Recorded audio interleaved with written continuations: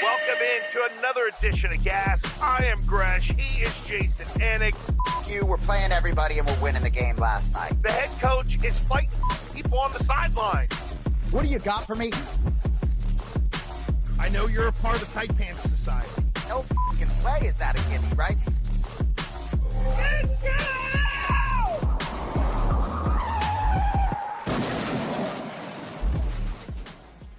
Here we are with another edition of Gas, everyone. It is the Gresh Anik Show. We've got you each and every Tuesday. And boy, oh boy, is there a lot to talk about. So much Bruins news to get to. No, I'm only playing just to see Jay's face drop when I mentioned something other than football. How are you there, Dirty Boxing? I'm doing good, buddy. And since you said dirty boxing, I just wanted to publicly say thank you to you, buddy, because you helped me in more ways than one that week. My voice is coming back a little bit, which you can tell, but I didn't have much of a voice. Not a big deal, but yeah, I was kind of under the weather. You helped me in that regard. Also gave me some great feedback in terms of constructive stuff that I could use in the broadcast. And I'll keep what you told me private, but what I want to tell you publicly is I felt as though the note you gave me was the one thing I needed the most work on that maybe no one had told me. Well, no one's told me much of anything in terms of notes, but also something that as soon as you said it, I was like, yeah, that's something I'm struggling with, but I couldn't actually put into words that it was something I'm struggling with. So thank you. Love you. Your support was felt down in Nashville, Tennessee. Bro. Oh, no problem at all. And, when I think of you, you were in private business, you know what I mean? And then your brother takes off and you're a part of his business. But, the Jason Anik business is its own thing and you're building your brand. But you know what you're also doing? And I've told you this, you're also kind of playing catch up. Whereas when I was 20, I was arguably the youngest person on air in a top 35 market whenever I started at 21 years old doing morning drives. So I've done this forever. You're kind of playing catch up because you were in a whole different field.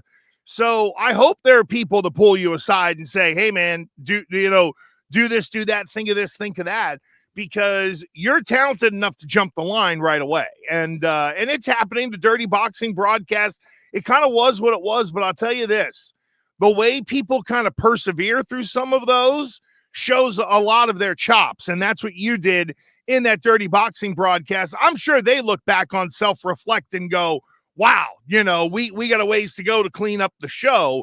You are clearly not one of them. And the fights are pretty entertaining at the end of the day. Like, Jay, that's the other thing too. Put on a good product and people will forget about the other stuff. Well, exactly. That's the rub. The fights were great. The technical issues were vast. I won't even begin to go there. It happens. The first three shows were all in Miami. We took the show on the road to Nashville, Tennessee. I could talk out of both sides of my mouth. I think Dirty Boxing has accomplished a great amount in just 4 shows. But I always say in some of these building promotions, if there's 1,500 details, let's say they get 1,000 of them right. Mm-hmm. But, main event, Gable Steveson, I mean, how about that? Right? He's probably going to be jumping right into the UFC. That fight was incredible. I just want to say one name here so you can remember this name always. Please do. Montavious Ware.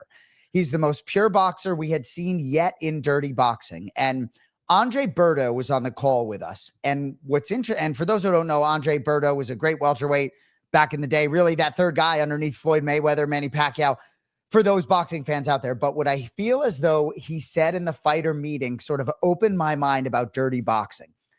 And it's talking about sort of the boxers ultimately rising to the top and the very skilled boxers being able to take care of the mixed martial artists that come in here because they're just be so technically sound. And Montavious Ware put on a show, best pure boxer we've seen. I could go on and on about Dirty Boxing. It was a great night.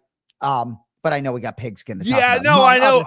I know we do, but it is interesting. You could tell when someone like now MMA and the fight game has been so splintered in a lot of ways. Just like when you get in the octagon, you could tell when someone's a great Sambo, practitioner. They're just going to drag you down and not let you back up. It's kind of the same thing with the really skilled boxers, right? Everybody is taught to throw hands in the MMA game, but there are very few who can apply the boxing technique to it. And I love that you brought that up, Jay, because even in UFC, it stands out. when somebody Yes. is a very technical fighter and they Bingo. understand angles and how to kind of, get in on certain guys. What is the lead story in your sports world today, Jay, as we get going here on a Tuesday morning?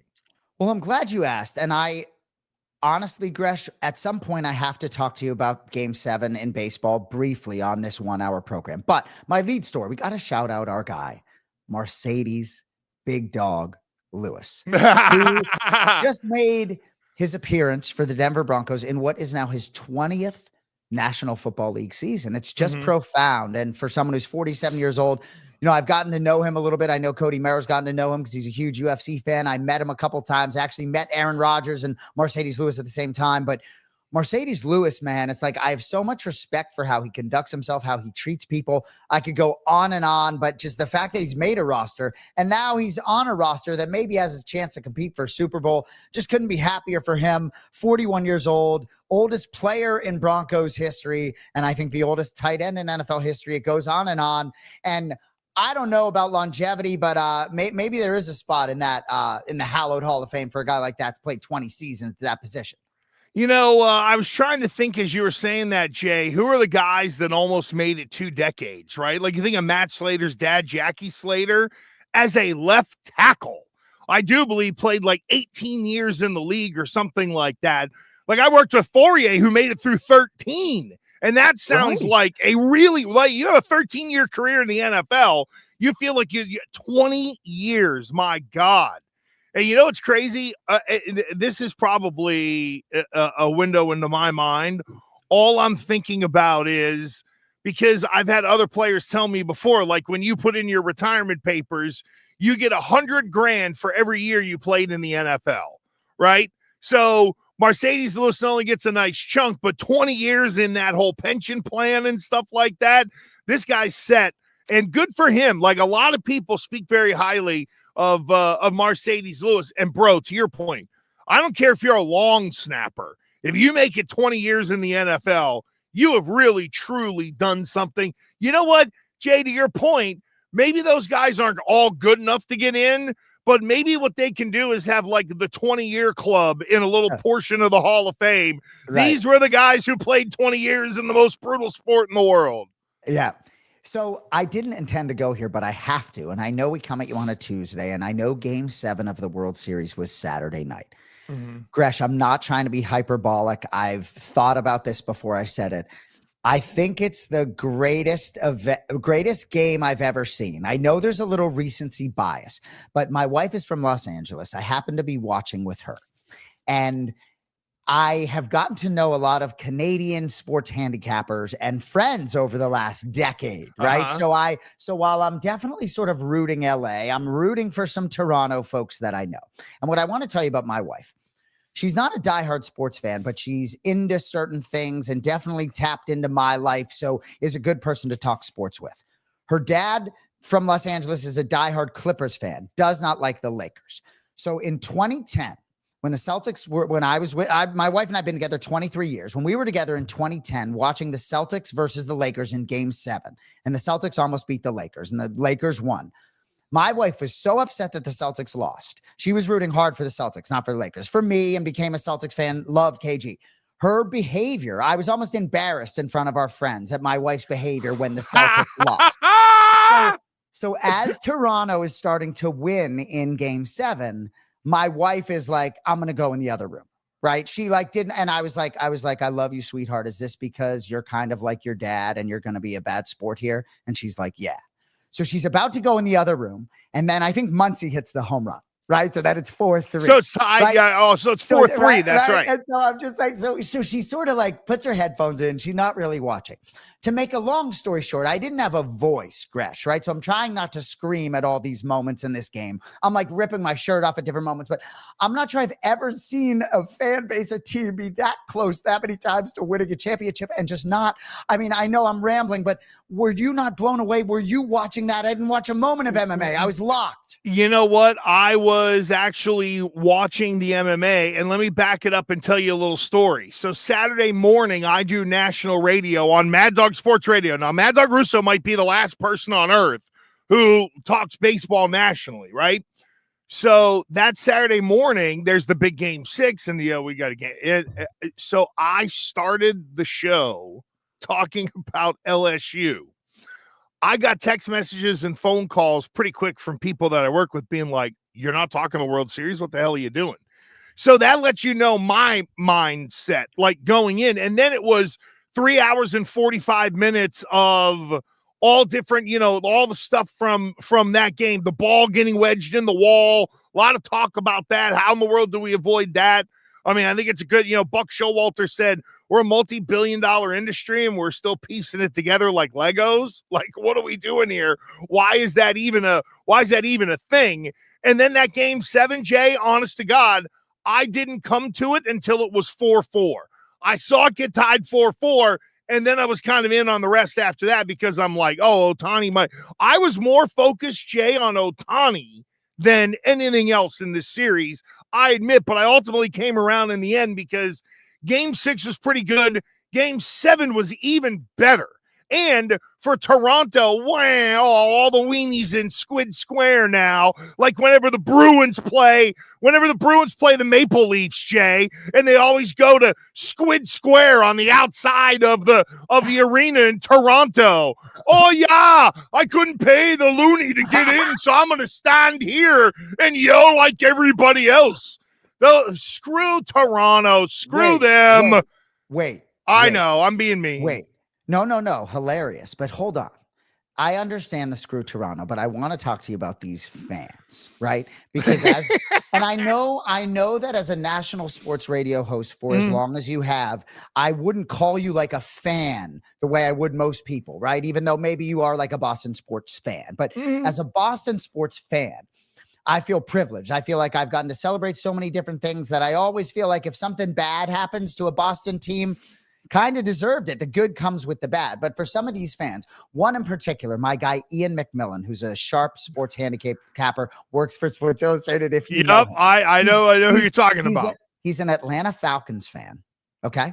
And he's a Canadian Toronto fan. And he was borderline tears on his Twitter, on his X. I found the need to message him directly on X. But Gresh, do you not can you imagine being a Blue Jays fan in the building? Like, bro, behind home plate toward the end of that game, like they looked like they were in a horror movie, I mean, there was also, did you notice the weird guy and it might have been game 6. There was a guy in a blue, like golf, almost like quarter zip.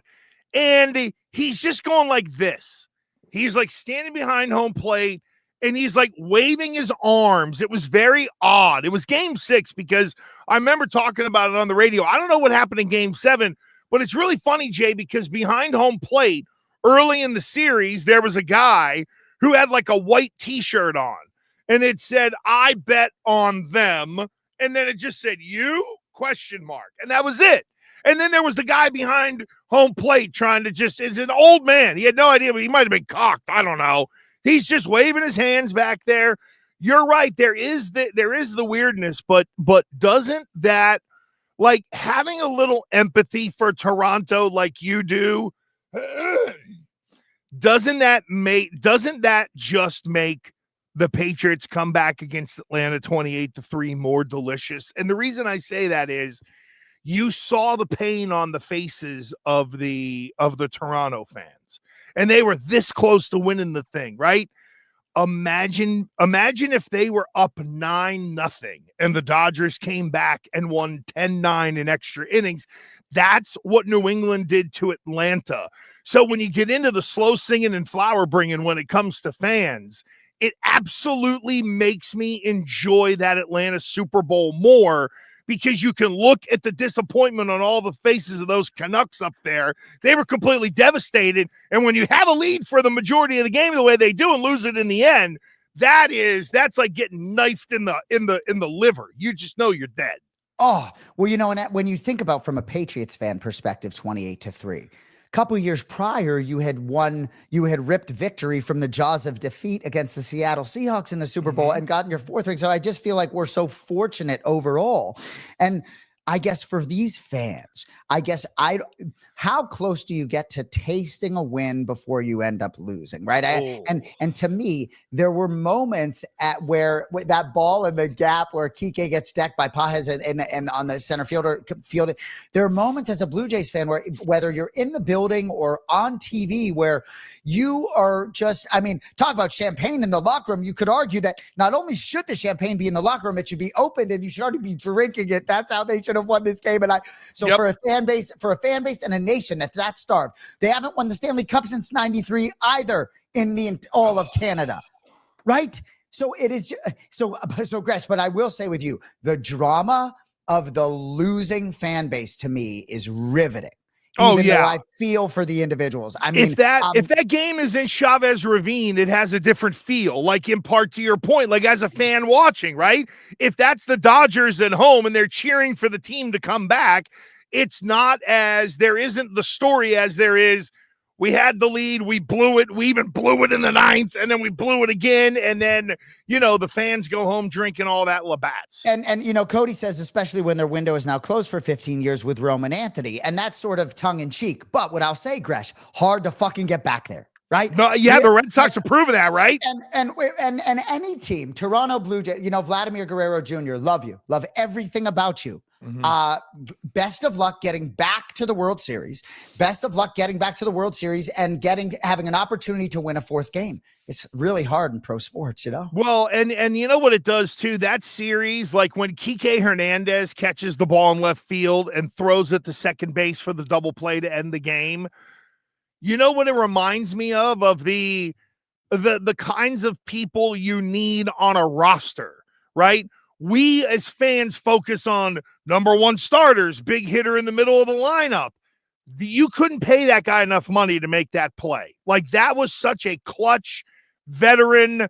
I've been here. I understand the moment type. And it's great that the Red Sox are young, but they're all either going to have to grow up together and make mistakes and make it to the playoffs to make those mistakes, or you got to mix in some of the Kikes of the world. And I think that's where, you and I have kivitzed over a lot of Bregman over the year, but the Red Sox need one or two. Like the watching that series reminded me, you need a couple of mid-level veterans who've sort of been there and done that to sort of help you, and then to manage those moments in the game.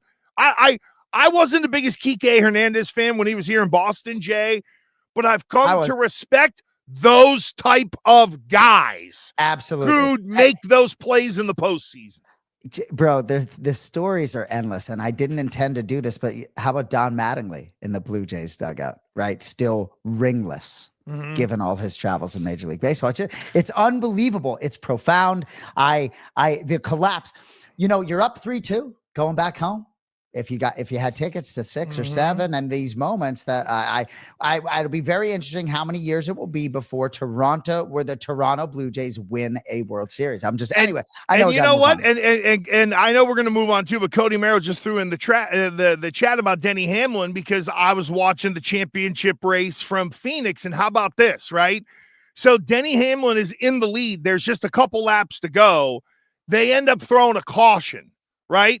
So now it comes down to strategy. Are you taking 2 tires or 4 tires? The people behind Hamlin took 2. He took 4. Jay, he led like 270 laps of a 300-lap race on Championship Sunday, and then boom, gone. He comes in second, all because of it wasn't even a bad pit stop.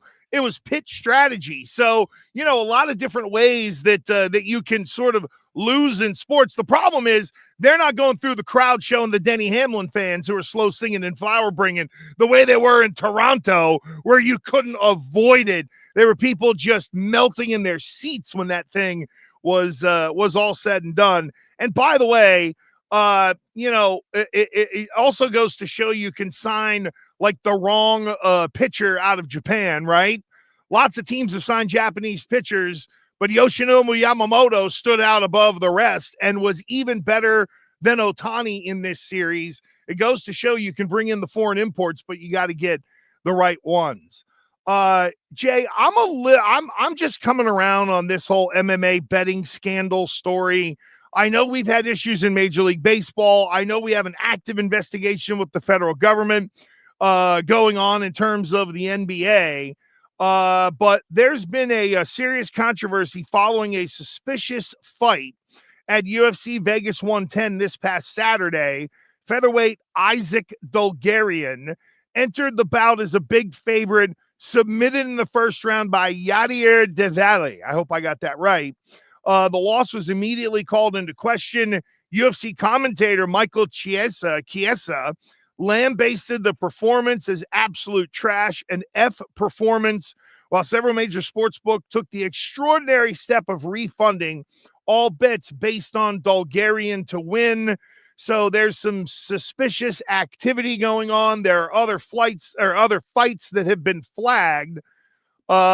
Jay, where do you kind of land on this? Like, I almost don't even know how to process all this. Oh, it's very difficult to find the words, so I guess Dulgarian's odds, he was minus 250, went down to minus 154. And then the first round knockout prop, I think opportunities to maybe bet on his opponent at plus 850 or whatever it is. So the first thing that pops into my head as I try to compartmentalize this, and I'm really doing it on the fly with me too, here, is we've heard Ray Longo, longtime regular on the Anik and Florian podcast, longtime 4-time championship MMA coach, has talked a lot about inevitabilities in being aware of certain injuries, let's say. Forget gambling. The fighter's got a shoulder. Nobody goes into a fight 100%. The fighter's got a shoulder, whatever it is. And not contextually talking about sports gambling, but more inside information, right? And you can be sure my brother does not have a lot of inside information. Certain people have inside information about certain fights, and what they do with that information is what's paramount. No pun intended. Think Dana White likes this headache as they move into this new Paramount deal? But so Ray Longo's points are well taken. And inevitably, as a coach, he might have a fighter going into a fight and he knows the guy's going to make the walk and get the money. And he may be a little bit banged up, right? Is Ray Longo running to tell people to put hundreds of thousands on the opponent if he thinks maybe his guy may? No. And could his guy get it done in that spot? Potentially, yes. But fixing of fights or sports in any capacity, and the fact that this is on the heels of Terry Rozier and Chauncey Billups, we have a heightened sense of awareness about this stuff anyway. Cody may be a better person to talk to about some of this stuff. James Krause, if you recall, MMA coach, called into question a few years back and some of his fighters going into fights injured and betting lines swinging. Until we get more information, Gresh, it's hard for me to know how to compartmentalize this, but I come back to what Dana said. Is it worth it for anyone?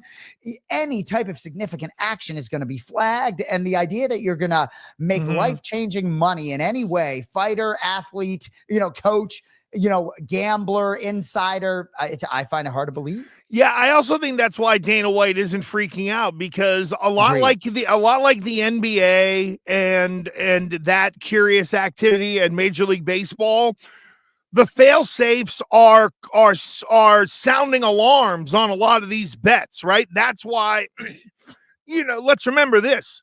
Before the FBI got involved with Terry Rozier, it was the gambling kind of watchdogs. Yep. Who went to the NBA and said, yo, you might have something here. And then the NBA dropped the ball, didn't investigate, and then it went from there. Here's a part of the problem for MMA. Other sports put out injury reports. So when you think of, because right now for me, Jay, for my money, we have 7, in my opinion, 7 major sports in this country. We have the NFL, the NBA, the NHL, MLB. Those are easy, right? And then you have the UFC, NASCAR, and the PGA Tour. I know it's been split by LIV, but you get the essence of what I'm saying there. How many of those leagues put out injury reports before games, and how many don't? Now, again, when you're betting on NASCAR, it's very different. When you're betting on golf, yes, it is very different. Excuse me, information might not be as important, but it's no different than when I had a friend who was on Patriots Radio Network, and every game day he had a buddy who bet, and every game day it was, Here's who didn't warm up. Here's who's in a boot. Here's who was working with Moses Cabrera before the game. It's all the information superhighway. And that's the thing. So if you're on a broadcast crew, right, and you have a friend who bets but is not making $1 million wagers and getting flagged and stuff like that. If you're a camera guy and you're there for the setup day on Friday and you happen to see a little bit of practice and you see that a certain someone was sitting out, right? If you send along as the cameraman that information to your friend and then it just kind of goes from there, are you doing anything untoward, but you're still affecting the betting market in some ways, right? Because you may have the knowledge that someone might be out.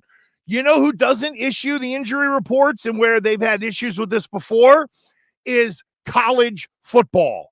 There's going to be a push for college football to ultimately start doing injury reports the way the NFL does. And that is, to me, Jay, the one sort of hang up for me when I'm thinking about UFC and MMA. How do they reconcile that? They never will. So to your point, some guys might go to the octagon with a compromised hand and they know they're not going to be able to throw their right hand, but they're not going to bail out because A, those guys need the money, and B, are you really, are you throwing the fight? No. But it would be like a quarterback playing who's a right-handed thrower playing with a left-handed left shoulder separation. Like, oh, he can play. It might affect the game, but am I doing anything skullduggerous? And that's sort of the gray area that I see sort of moving forward for all of these sports is that should you do an injury update or should you do something? But if you're an MMA fighter, you're not going to disclose that because someone's going to attack it. Whereas in the NFL, you better get it out there because you're messing with the injury report. Well, and some of these things we're talking about are inevitabilities, and I took it down that road with the injury stuff. But certainly there were some moments in this particular fight where it looked to the not even trained eye a little bit fishy, as if someone was not maybe trying to properly defend themselves. It was more took a flop than it was, trying to make it look good. And then, I got cinched up. I made a mistake. And the can of worms is huge, but I just keep coming back to it. I just don't think there's enough money in it. And to your point, these sports, you're going to flag this stuff. Yes. 4 or 5 years ago, right? It was probably the time to do this stuff. But I've been gambling on sports my whole life, and my brother's supremely close to the UFC. I don't bet on that. I think I'm not even allowed to. But you wouldn't believe how many sharp handicappers that will remain nameless love to message me the day of these UFC fight cards. And it's not because they think I'm a sharp MMA handicapper. It's because they're trying to get an edge on some sort of information that I may know. And you can be sure if I know anything, it's not being disclosed, even to close friends of mine. And 99% of the time, I got nothing anyway. Well, I think if we can go back to, our close personal friend, William Hoodsworth Belichick, this is why he was so limiting on information, because I really think, Jay, that's the word that you and I are kind of coming back to. We may have had long-winded ways of saying whatever, but in the end of the day, it's all information. Somebody wants an edge. They want the insight. They want to know if somebody's heard. Or here's this one. I used to get these all the time when I was on Patriots Radio Network. How bad is someone, right? Like, oh, he's got a shoulder. How bad is it? Because I think handicappers and people that bet know that there are guys out there that aren't playing at 100%. And if you know that a really good team has got a left tackle with a bum wheel, but the guy's going to play, that can affect the sack props. It can affect your total. Like, there's a lot there in terms of knowing, because what they'll do is just put the left tackle's got a shoulder injury. Okay, but what kind of shoulder injury? Because they're not all made the same. That's where the NFL's tried to leave a gray area, and the NHL too. NHL's even worse. It's either an upper body injury or a lower body injury, and that's it. And it's up to the beat reporters to kind of dig in and figure out how bad it is in that league because they're so afraid of it. And the final thing I'll say, right? Harbaugh and the Baltimore Ravens were fined $100,000 for misdisclosing Lamar Jackson's injury a couple weeks back, where they said he was full practice, but he was really with the practice squad and really should have been designated questionable. But the point being, right? all the action that came in when Lamar was not playing, right? Mm-hmm. Didn't matter. Ravens won and covered. So sometimes, don't matter what you know, Vegas crushed on the Ravens and Snoop Huntley that day. Yeah, as they should have. So, yeah, it's interesting. Lamar was a full go on the practice squad, like running scout, not he was full go, you ready know what to you're come doing, back. Johnny Harbaugh. Oh, they do. Listen, remember when they would bitch all the time about Belichick? And remember the trick play where they essentially had Shane Vereen as the right tackle is really what it was. And Harbaugh went nuts and was screaming about illegal formation. They went back and it was like, nope, you got punked, dude. That's just kind of the way it is. After last night, we are now at the halfway point of the regular season in the National Football League. And Jay, I'll tell you, when you look at the standings right now, there are shockers across the board, in my opinion. Indianapolis leads the South. Are you kidding me? New England has the lead in the East. Denver is the leader of the AFC West. Is this just temporary, or is this the fate this year of some teams, Jay, like Kansas City or Baltimore, to where you're just fighting to climb into a wild card spot against some of these teams that none of us, let's be real. If someone said to us at the beginning of the year, the leaders of the divisions would be Indianapolis, New England, Denver, and Pittsburgh, a lot of people would have scoffed and said, you're smoking dope. That's definitely fair. But I also think if you just go team by team, right? I don't think that, if we start at the bottom with the Steelers, right? Steelers at 5-3, we're more surprised by the Bengals and Ravens, but you could argue a little bit of injury bug there. I don't think we're surprised at the Broncos being great this year, just more surprised maybe that the Chiefs are 5-4, whatever they are, right? Patriots, I think maybe have overachieved slightly, but I guess I'm not as surprised by the Colts as some. But Gresh, what I'll say about this league, right? For those that are not professional football fans, I genuinely feel sorry for you, because to me, it's the NFL and everything just pales in comparison. In this league built on parity, I feel like, Gresh, through 9 weeks, this may be the best we've had in terms of it being so wide open. I do believe that the cream may rise to the top, right? And ultimately, for example, if the Baltimore Ravens are in this tournament at the end, maybe they're the team to beat, getting really healthy on defense, right? Certainly, do I like the Buffalo Bills against the Patriots in the future matchups, whether it's the regular season matchup or the postseason? I probably do. So I think there's a good chance the cream will still rise. But the Patriots took a little bit of a step back yesterday, and we'll get to New England specifically. And so did the Colts take a step back this weekend, right? And so ultimately, I do believe when it comes down to it, we joked about the Indianapolis Colts being the 1 seed, having a bye, and then you have Lamar Jackson or Patrick Mahomes coming to town, and you're 5-point underdogs in your playoff games, and you go home 0-1 in the postseason. I think it's a very realistic possibility for a lot of these teams. See Sam Darnold and the Vikings last season in the NFC. So I still think it is absolutely wide open. It's just why I love this league so much, Gresh. Like we could go on and on about the stories of all these individual teams. I think it's so wide open. Well, and I love the way you position that it is wide open, because when you think about the playoff matchups, and if I said it's Pittsburgh, it's Buffalo at Pittsburgh, the LA Chargers at Denver, Jacksonville at New England, you could talk yourself into all 3 of those road teams having legitimate chances to go on the road and get a win. And that normally isn't the case in those, and it might be the case in the 2-7 matchup when it's kind of all said and done, and you still have Kansas City and Baltimore on the outside. So I'm not thinking ahead too far. I am happy that the Patriots are in the position they're in. It's a good problem to have.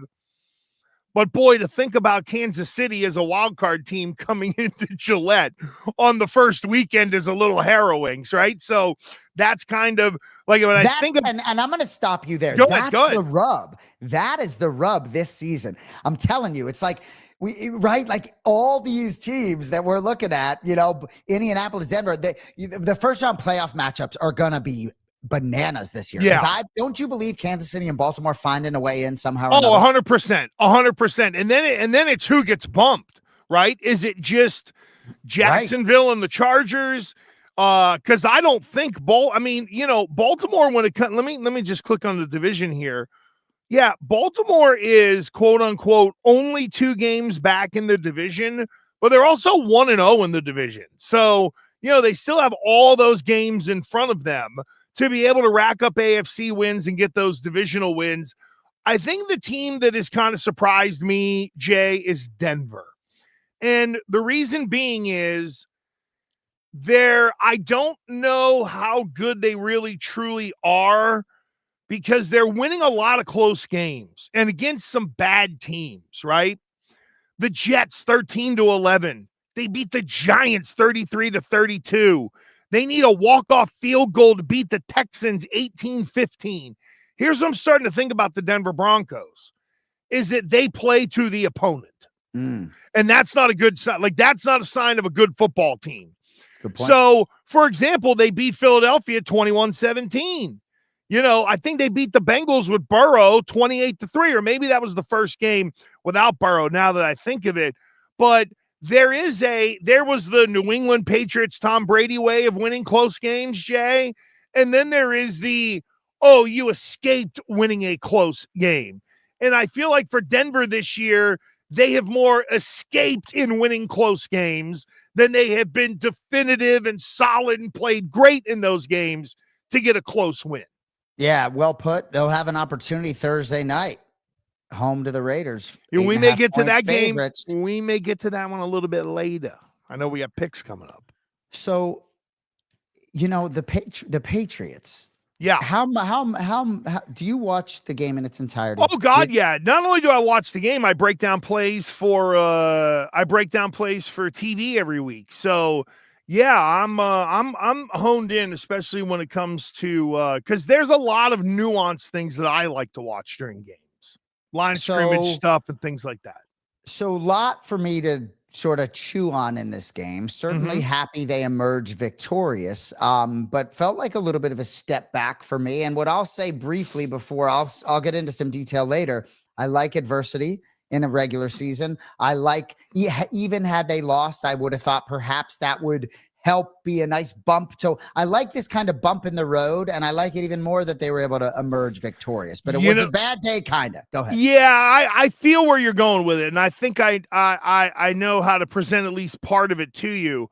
I picked Atlanta on TV, and the reason I did was because weird things happened with the Falcons, right? So, look at Cody. Look at Cody pulling it up right away. Okay, how about that? I'm not even listening anymore. I'm not even listening. And who is the young lady with you, Andrew? That is Morgan Weaver. She's been there like 3 weeks. So love it. Look at Gresh cleaning up well. Cody, don't get. I mean, what do we get? We get a sweatshirt here on gas. Come on, Gresh, I'm all fired up. You look great. I'm going to lose my voice again. Woo! Go ahead. No, but I picked Atlanta because weird things happen. What I didn't realize was that the weird thing would happen to benefit New England in terms of Atlanta getting, some momentum, and then the guy misses the PAT, and it just took the steam out of that whole football team. Can I tell you why I think you went the way you did with maybe this wasn't the best performance overall? To me, Jay, this was the first game this year where I've talked about how Drake Maye has stacked games one on top of another and gotten better. This felt like the first game he ran in place. That's the best way I can put it. He didn't go backwards. He didn't pull ahead. He didn't necessarily stack a day, but it felt like he was running in place in the position that he was in. And I felt the same way you did.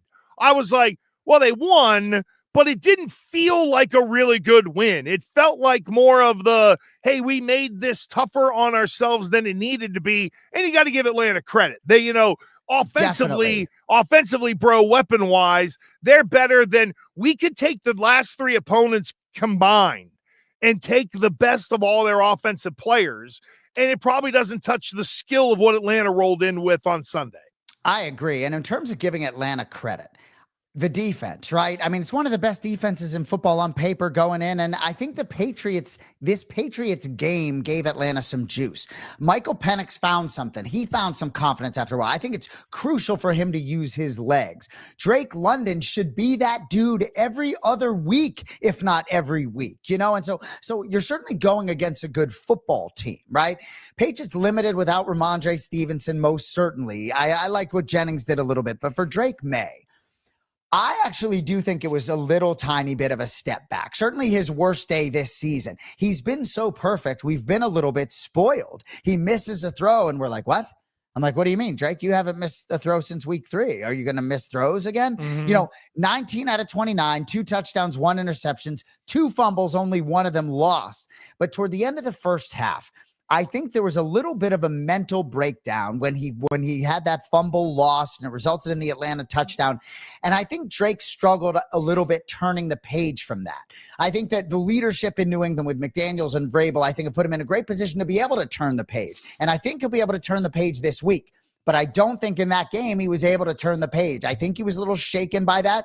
I think sometimes for young players playing at home can be a little nerve-wracking to a certain extent. And because this offensive line is giving up so many sacks, right? 16 sacks the last 3 weeks. That's going to get you a little gun shy, despite making all your good reads and breakdown, and going through your whatever. Progressions. I've done enough. Thank you. That's the word. No, but you know what? It also, too, the running backs are, and Cody threw it in the chat, without Ramondre and pass protection, you're also calling things a little differently from a formation standpoint.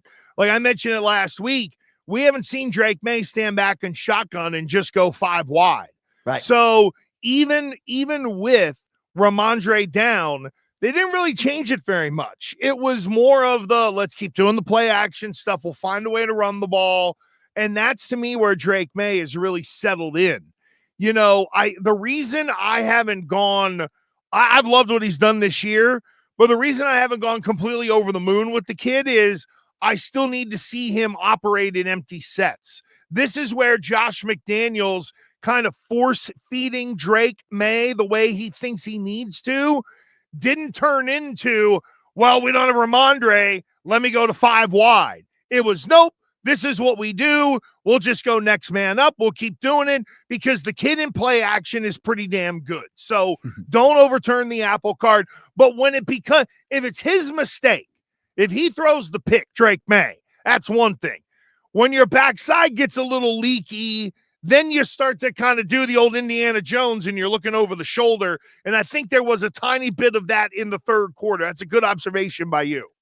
And I will say, not unlike in MMA, I think a loss can propel you moving forward. Like I talked about boxer Montavious Ware off the top. His opponent, Alexander Schenk, was so tough that night. Would have fucked up a lot of people that night. He just ran into a pure, unbelievable boxer. And so I think sometimes in professional sports, there's an ebb and flow. And I think that losing, I was almost happy when Drake fumbled toward the end of the first half, because even though I believe them to be a contender this season in a way maybe I didn't early in the year, I'm almost rooting for him to have these sort of growing pains, awful moments to prevent them happening in the biggest of spots in January. No doubt about it. And I didn't want to lead with the joke, so I wanted to say no doubt about it before I went. Whenever Drake fumbled, I turned and looked at Cardi B and said, dude, how about Cardi B? Drake might not be getting that WAP tonight because he fumbled. God. That's my favorite song ever. Do you know your what impersonation it is so good? For? You're making me like Bob Kraft less. I'll tell you, when Cardi popped out that belly, people thought maybe Big Bob was the one that did that. But instead, it was my man, Steph. He walks in the room dick first. Dude. I've actually heard him say that before. I bet. He walks in the room dick first. So in terms of these 3 picks, for those of you that haven't been on Gas before today, we appreciate everyone following us at Gas Morning Drive. So we make 3 picks against the spread every week, and we go head to head against each other, a gold, silver, and bronze pick. And so the one thing that I don't have, Gresh, is our point total, right? So the gold pick, you get 3 points. The silver pick, you get 2, and bronze, you get 1. Oh, so we have to do mathy math. Began this. Yeah, and I can do it moving forward, but through week 7, you're 6-3 against the spread. I'm 5-4. But right, I didn't track. But waited, I think you hit your gold medal play last week, didn't you? Like you only hit 1, but you hit the gold medal play for 3 points. I think I might have hit bronze and silver for 3 points. See, I think you hit gold and silver last week, and I only hit bronze, but I don't. Okay. Either way, maybe Cody can chase that. But moving forward, we will keep track of points as well. Right? I like it. So despite our records of 6-3 and 5-4, we won't pay as much attention to that once we get that point total. You feel me? It'll be sort of our point total that'll drive it. So one thing I want to say, or a couple of things I want to ask you. We haven't come up with a punishment yet. Do you drink beer? No. Never, won't, ever, allergic? Not my, no, not my thing. I just find the taste gross. I'm more of like whiskey and ginger ale with lime kind of guy. All right, so here's where I was going with this, and then maybe we could do wine coolers. But I was going to propose. Do you know what a power hour is? So a power hour is that like the 9 hot dogs with a beer every inning type deal? So that's funny. A power hour, at least in my world, is a shot of beer every minute for 1 hour. Right, works out 7 or 8 beers. So I was going to propose that the loser of this show does a power hour during the show. I'm down. We're literally, okay. So you can do wine, cooler, beer, whatever it is, right? And so literally it'll be a shot glass and probably a 6-pack where every minute it's 1 shot of beer. Yep. For the loser of this challenge on said episode. Does that work for you? Yeah, I dig. I like it. I like it how Cody has put in it's brutal in the studio chat. And I think it would be great to watch. Maybe not all the networks would be approving of that particular thing. Apparently not allowed to drink alcohol in the air, but it doesn't matter on Cast Morning Drive. So, Bone, maybe we'll figure out the points. But either way, Gresh, you have a 6-3 lead. I'm 6-3. I'm 5-4. So I feel it's only appropriate to let you make the first selection this week. And just quickly, Cody did throw some points in there from last week. I hit on the 49ers and the Raiders for 5 points. Yep. You had the Bills. That was a 1-pointer. Yep. For the bronze, I'm going back to the Raiders. Denver wins close games. I know it is the Raiders on the road on a short week.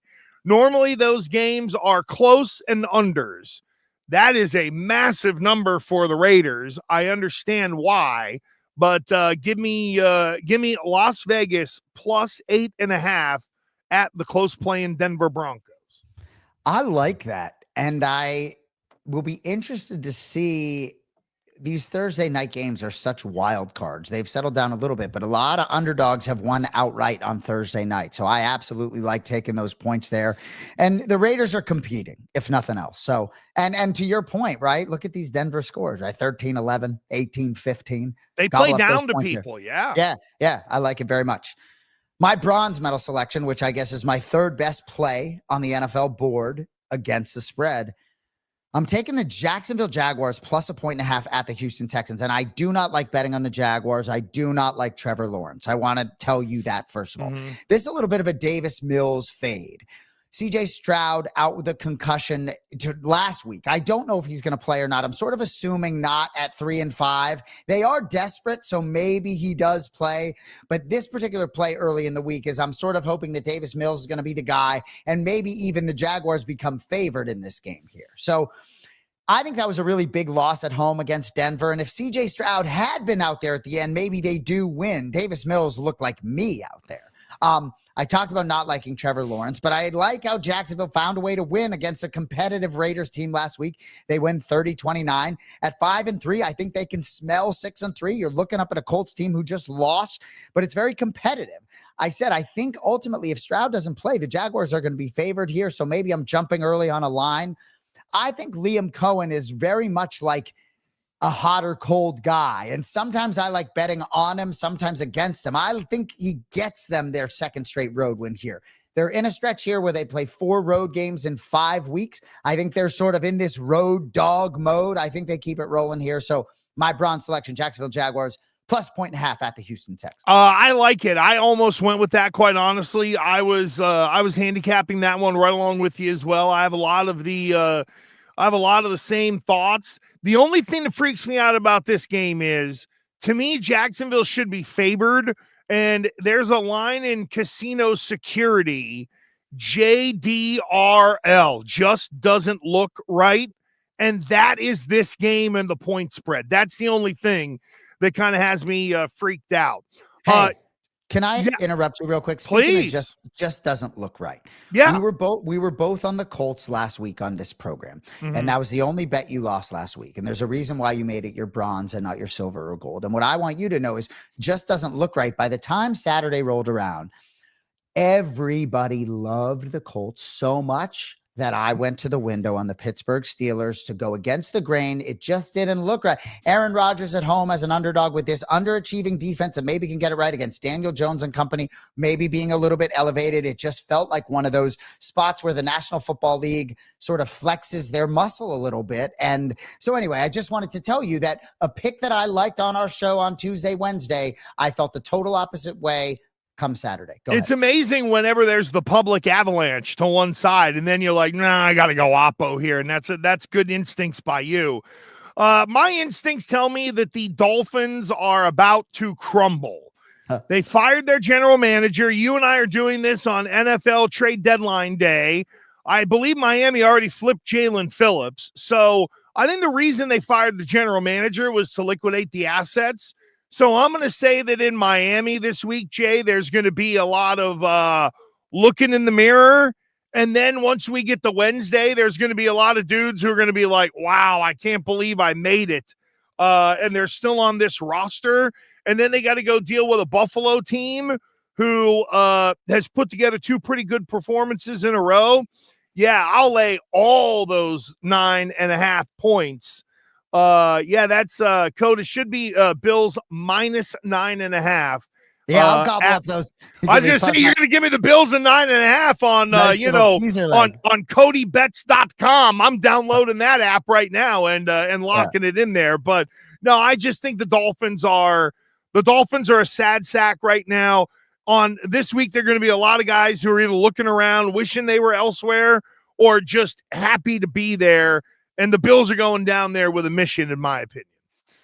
Oh, I love that, Gresh. You know, the Bills go down to Carolina off the bye and stomp the Panthers. You go home and you beat the Kansas City Chiefs. It is interesting. And I think, gave out Bills last week, but just the Bills, they're going to own the Chiefs. And then Patrick Mahomes is going to eliminate you for the 5th year in the postseason this year. It'll be great. Right? And it might happen in Buffalo with them having Kansas City having to go up there and beat them there again, all outside that nice new stadium, and then they go lose an AFC title game to the same guy again. It'd be great. Screw Buffalo. There's no way Buffalo goes and gives one back down here in South Beach. My silver medal selection for Week 10 in the National Football League, I'm going with the Vikings at home +3 and a hook versus the Baltimore Ravens. I think I like the Ravens to win, but I'm drinking the J.J. McCarthy Kool-Aid. And I tell you, a lot of sharp minds were on the Lions last week, and I thought they were going to roll, and J.J. McCarthy, he raises the ceiling for this team. Maybe we don't know what J.J. McCarthy is going to be, but he makes them a contender because he believes in himself. He makes the whole locker room, whole organization believe in themselves. So for me, I think they got a great chance to make this a competitive football game at home against Baltimore. And what are the Ravens? 2-6, right? Or 2-5. They still are what your record says you are. A little bit of extra time here for Baltimore. But I think the Vikings, that quarterback position is really the wild card. And if that is less of a wild card and more of a sure thing with J.J. McCarthy, I like their chances here. They got Aaron Jones involved a little bit. The last time Brian Flores faced Lamar Jackson was a while ago in 2021, but it was very aggressive, a bunch of cover 0 blitzes. I think he had a quarterback rating 73-6. Victory for the Dolphins was 22-10 that day. So I do think Brian Flores can have some things for Lamar Jackson. I expect a competitive game here. And I think perhaps the Vikings are going to believe in themselves and believe in their chances to win outright. So I'll take the 3.5. Yeah, that's I like the way you laid that out. I am not as big on McCarthy or Minnesota really this year. There were a lot of people who were picking them to, maybe be the pick to click in the NFC. I just didn't and don't see it. It's a real danger spot against the Ravens here for the Vikings.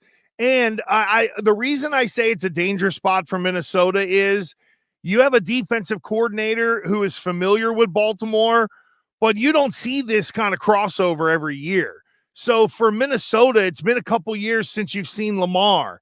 Now you hope that kind of goes the other way in the favor of Minnesota. I think I'm on the other side of this one with you, brother. And you That makes mentioned sense. what's that? It makes sense, and as you talk through it, you can be sure I second guess, and there's the Ravens defense as healthy as it's been all year. Uh-huh. I'm going to go my gold medal play. You mentioned Detroit, brother, and I am on them this week. A lot like Miami, you lose a wide receiver, you lose your quarterback the way you did, that hideous elbow pop on Jaden Daniels. The Commanders are going to be a completely different team. And there's no way emotionally that they don't get hit in losing Jaden Daniels. They're definitely gonna. Dan Quinn's got a hard week of work this week to get his team ready, not only for Detroit, but doing it without Daniels. I just think it throws the Commanders into a tailspin. I know it's Detroit going on the road. I'd feel even better if it were Detroit at home. But Detroit -8.5 against a team that lost their starting quarterback and a big wide receiver. Thanks a bunch. I'll take that all day long on Detroit. Oh, Lions by 1 million, right? Off a loss at home against the Vikings that I'm sure they're not happy about at all. I love Detroit this week. And to your point, the way the elbow gets injured, right? That's pretty jarring. And then Dan Quinn having him out there in a 38-7 ball game in the first place. I know he came back and said something, but look, Dan Quinn has been up against it for a while as a football coach, right? I think Chris Sims talked about just sort of the remedial nature of his defenses and a lack of evolution on that side of the ball in terms of calling, plays. The 28-3 is on his resume. I think they caught lightning in a bottle a little bit last year to a certain extent. People are ready for Jaden Daniels. You got to be healthy too in this league. Cliff Kingsbury certainly has his moments as an offensive coordinator, but I think they're the oldest team in football. Absolute fucking yikes in the capital city. No Right? question. And I think your gold medal play will bring today's discussion on gas to an end, because we did not touch on the upcoming game for the New England Patriots, but you will. So I just think the Patriots wagon comes to a halt down here in Florida. Tampa Bay coming in off a bye week, hosting the Patriots -2.5. I like the number. Without that failed extra point, I think the Patriots sort of find a way to lose last week. They only scored 3 points in the second half. They were sort of, fading away. The defense, maybe bent more than broke. And look, it's not going to shock me if the Patriots rally around this poor performance and play a really good game. And I do believe the Patriots, when they play well in all three phases, are very tough to beat in this league. I don't know if Christian Gonzalez is going to play. I think that's a big component here. Chris Godwin on the other side may play. Bucky Irving may play. Luke Gadecki, who's a right guard. Maybe you haven't heard the name, but in week 2, he went out. He's a big piece for Tampa Bay. They've been sort of banged up all year. They're starting to get a little bit healthier, especially off a bye. Baker Mayfield, who's been banged up all year, I think is going to be healthy. So I think in a way, I saw some kinks in the Patriots' armor on Sunday. And I think traveling down here, I just like Tampa Bay in this spot quite a bit. The scheduling spot against a cross-conference opponent here. And I'm sort of basing this a little bit on the Patriots, what they showed me in the second half. They need to show me something a little bit. If you're telling me the Patriots come down here and get to 8-2, I think they're going to have to play really their best game of the season. I'm not sure they have it in them in this spot. I feel like sometimes your team the best. I've been on the Patriots every week. I was on them last week. I really think they should have blown Atlanta out, despite I think Drake Maye sort of getting punched in the mouth a little bit by spitting the football there. I just think the Patriots might get blown out here, and this may not be the game of the week that everyone has circled. So I like the Buccaneers, my best play of the week, -2.5. Yeah, I very much waffled with putting this pick in my lineup because I lean with you in terms of I think the Buccaneers win this game and cover what is a skinny number. Look, you 36 games this season. Okay, now this is just overall in the NFL. 36 games this season have featured a game-winning score in the final 3 minutes of the fourth quarter or overtime, which is tied with 2015 for the second most through 9 weeks since the merger, going all the way back to 1970, right? So we're seeing games that are closer than ever. 14 games have featured a walk-off field goal as time expired in the fourth quarter. This could end up being another one of those on this list where they play it close. Jay, I think the thing for me is I don't like the matchup of the Tampa wide receivers against the Patriots corners, especially if Gonzo isn't there. And You know what got me last week on this was Drake London, I think it was, or whomever it was. I think it was London, catching the touchdown over Marcus Jones. Marcus Jones didn't have bad coverage. He was just 6 inches shorter than the other guy. And when you high point it with hands in the air, it's even more ground to make up that just Marcus Jones is not going to be able to. And when I think of that group of wide receivers down there in Tampa, and they're good, they know how to get open, they're good route runners, they understand the nuance that some of these youngs might not. That's the part in this game that really freaks me out because, listen, here's the thing about Baker Mayfield. He, to me, is the closest thing to Tom Brady in this respect. If you don't drive the stake through his heart and kill him on the field, he will keep battling until the very, very end. They're never out. It was just like Tom Brady. They're never out of a game. And Baker Mayfield is nowhere near as talented as Tom Brady was as a quarterback. But boy, does that guy have a giant set of just balls on him. And that also, it's the stuff we've been looking for with Drake Maye. Give me a little bit of that Baker Mayfield. And, he hasn't been in the position yet. Maybe this is one of them. But the wide receivers and just the never say die attitude of Baker Mayfield scare the hell out of me this weekend. One thing I will say about Baker, right?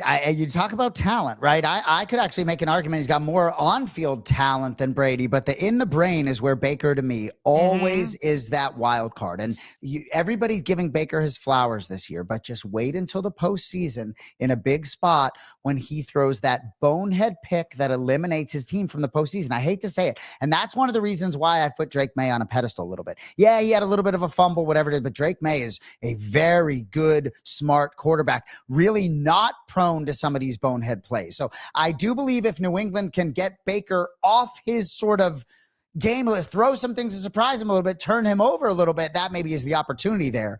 And I will say perhaps the Patriots having a shitty game could have them supremely focused. So we'll see. No, I think Vrabel, there's a lot for him to sink his teeth into.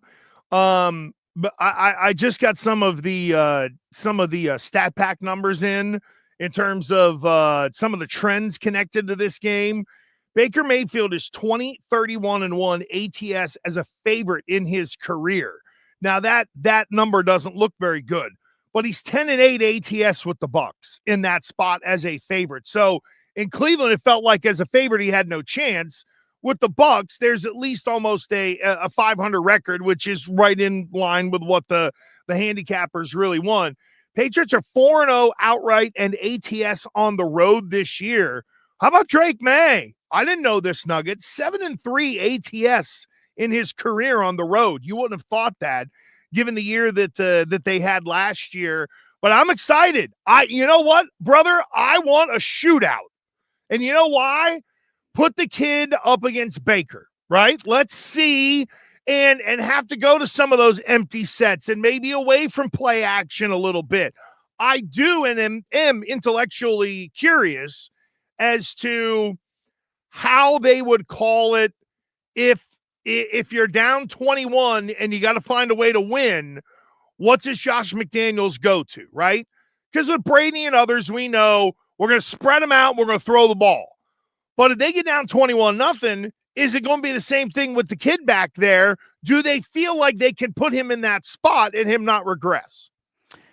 You just reminded me at the end of the game when the Patriots ran the ball twice and then they had that third down opportunity where if they got a first down, they were able to end the game and go into victory formation. And Jason McCourty made a comment on the broadcast. I'd probably just run it here. Drake been a little shaky. I'm paraphrasing. And I just very much respect McDaniels and Vrabel's conviction in that spot to go ahead and win the football game. It would have been very against the fabric of them to not throw the football in the spot. So I'm very glad that they did that.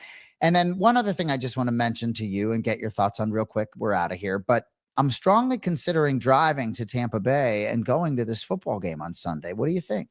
You should. You should. Right? Well, I'll tell you, have you seen a game at Raymond James? I have. Okay. Nice stadium. Very nice, nice building. Yeah, yes. Easy. Yes. Easy. Like the stuff that I evaluate. Nice stadium, good food, easy parking. That's another one. Went to Acusure for a pit game a couple of weeks ago. Jesus, I had flop sweats. I had to walk a mile. So real quick, if you were me, you just going Ticketmaster right now? What are you doing? Honestly, I don't know if you'd be able to go to the box office, but boy, if they got box office available, that's the way to go. I'll tell you why. You go on Ticketmaster, you're getting jacked up and you're paying a $20 fee. Yeah. If you are assuming some risk, no question.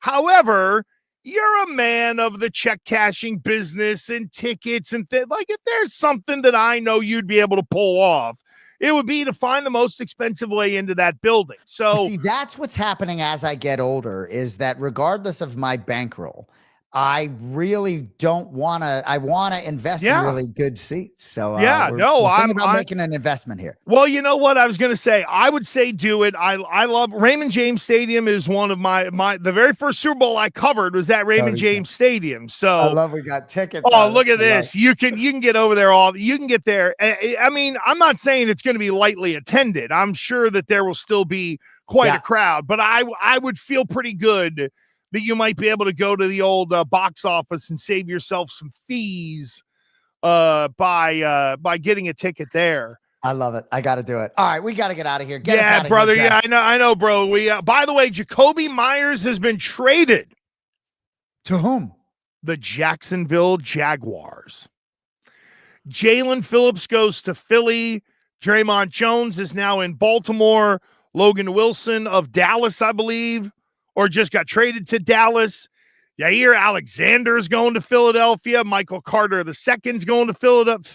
Fuck Philadelphia, man. I think San Francisco got a steal in Keon White. John Mechie III. I thought that guy was going to click in the NFL. He's done squadouche. He's now with the Giants. Kyle Duggar is now with Pittsburgh. And who knows where other players are going to be by the end of today with the trade deadline. Will New England add anyone? I'm going to say no. And not because they're not interested in people, Jay, but I think the draft pick compensation will get a little rich for them. And I think there's going to be tremendous competition. Like, I would love to know who was in it for Jacoby Myers, because unless there's a wide receiver out of the blue, like John Mechie doesn't move the needle at all. Like Jacoby Myers comes in and fits in your offense right away. He's a plug-and-play guy. Will there be another plug-and-play kind of wide receiver like Myers traded here to someone before the deadline? Am I nuts for not feeling like that's a position of need and wanting Kyle Williams to get the opportunity if that opportunity presents itself? Jay, it's like you're reading my mind, bro.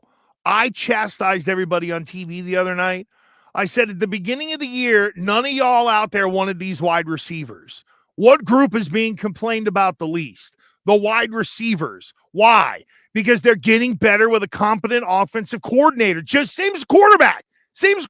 Exact same growth curve on the wide receivers as well. And I know that Diggs is a true number one, but look at the guys who were the incumbents. And Jay, I'm 100% with you. I'm not saying they have excess in that room, but my goodness gracious, I think there's the thought of if Jacoby Myers came here, then you wouldn't need Pop, and then you can have Myers as the slot guy and then fit him in and all that stuff. I think these guys are doing a fine job. I also think they have unique roles, like Booty. We need him healthy. But I really like how that room. I just like collectively and individually. Hey, bro, I'll tell you what, just real quickly, because you and I are of that age, right? When you think of the wide receiver group that was Givens, Branch, Brown, and Patton, thank you. If that is, the role, like rest in peace. Sorry, David Givens is like Booty is in the role of David Givens. Pop is in the role of Troy Brown right now. You know what I mean?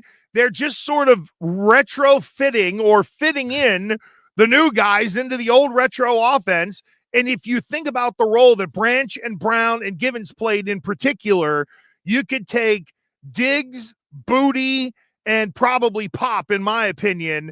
And there's kind of your, in the mind of Josh, hey, this is what it was like when we were here in the early 2000s with these other wide receivers, at least in my mind anyway. But at least we got it in that Jakobi Meyers has been traded, not to New England. He is headed to Jacksonville. Jacksonville has Travis Hunter, and they got Thomas on injured reserve. And now they go and get Myers. The running back Etienne's pretty good at catching it out of the backfield. I'm just trying to think about what the hell is Liam Cohen trying to build down there. I hope someone's coming after Brian Thomas Jr., right? Certain wide receivers, right? I would be happy. Right? You're telling me number 7's coming to New England? I'll take a chance on that, dog. No question. I think that's yep. And I think it's driven Liam crazy a little bit on trying to either connect with the guy or get him right. But you're right. That's a buy low candidate next year if Jacksonville gets a little disenfranchised with him. All right. I know we've gone massive into overtime here. We got to run. Jakobi Meyers is gone. He ain't coming to New England.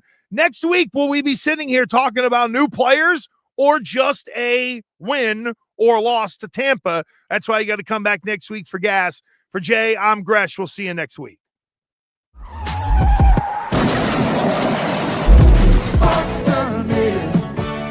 Right from the start.